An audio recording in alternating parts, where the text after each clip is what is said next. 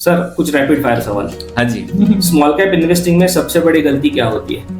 Small cap investment, I think people get thrown away out of the market due to volatility. I think that is क्योंकि वो चढ़ते भी गलत time पे है, तो जब small cap out performance already हो जाता है उसके बाद लोग चढ़ते हैं, तो यानी उसके पीछे जाते हैं और उतरते भी बहुत गलत टाइम पे है, तो वोलेटिलिटी से वो हमेशा मार्केट में गलत टाइम से बाहर निकल जाते हैं. So that is the biggest mistake that people make.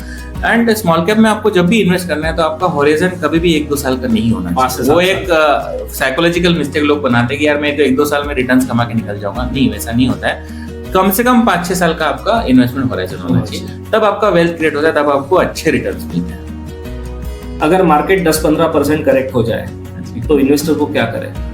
तो जनरल सिचुएशन में मार्केट आपको देखना चाहिए कि कॉन्टेक्स्ट क्या है. ठीक है, ऑलरेडी हम लोग अगर गिरे हुए हैं और वहां से 10%, तो ऑब्वियसली आपको अगेन आपका जो लमसम है वो इंक्रीज करने का वो टाइम है. You need to assess the situation कि सिचुएशन क्या है, क्योंकि अलग अलग कॉन्टेक्स्ट में अलग अलग फॉल्स आते हैं, तो सिचुएशन असेस करने की जरूरत. But as a normal rule अगर ऑब्वियसली 10-15% करेक्शन आया है किसी इसमें, तो आपको जनरली एलोकेशन आपको अपने लॉन्ग टर्म गोल पे फोकस करना चाहिए. शॉर्ट टर्म वोलेटिलिटी हमेशा रहेंगी. It is always a part of the game. Equity markets are like that. ये बीस्ट ही ऐसा है कि इसमें वोलेटाइल रहेगा, ऊपर नीचे आता रहेगा. In fact you should always try to make volatility as your friend.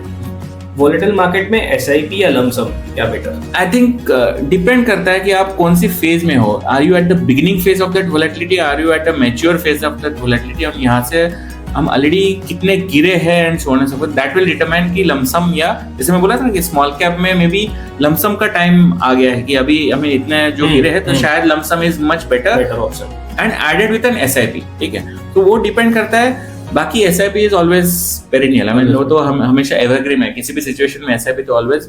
But अगर सिचुएशन है कि we are near the bottoming out phase में, हमको लग रहा है ऑलरेडी टाइम वेयर हमने 1-1.5 साल, जैसे अपन बोल रहे थे कि प्राइस वाइज भी काफी करेक्शन हो गया, टाइम वाइज भी काफी टाइम, तो प्रोबेबिलिटी ऑफ बाउंस बैक वहां से है, तो मे बी लमसम को भी आप वहां पे इवैल्यूएट कर सकते हैं. एक सिंपल एसेट एलोकेशन रूल जो हर इन्वेस्टर को फॉलो करना चाहिए. सो एसेट एलोकेशन में एक तो है कि एडिक्वेटली डाइवर्सिफाई करो.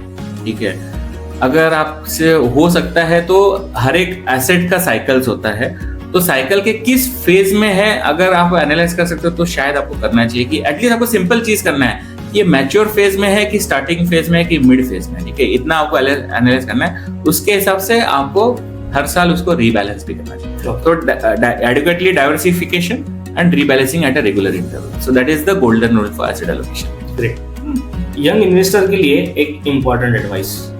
आई थिंक यंग इन्वेस्टर के लिए आई थिंक द बेस्ट है कि दे शुड स्टार्ट अर्ली. ठीक है, the second thing they should do is they should be discipline.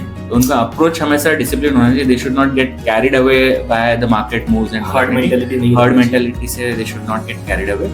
And third and the most important thing is they should make volatility as their friend. So start early, be disciplined and make volatility को आपको advantage लेना चाहिए volatility.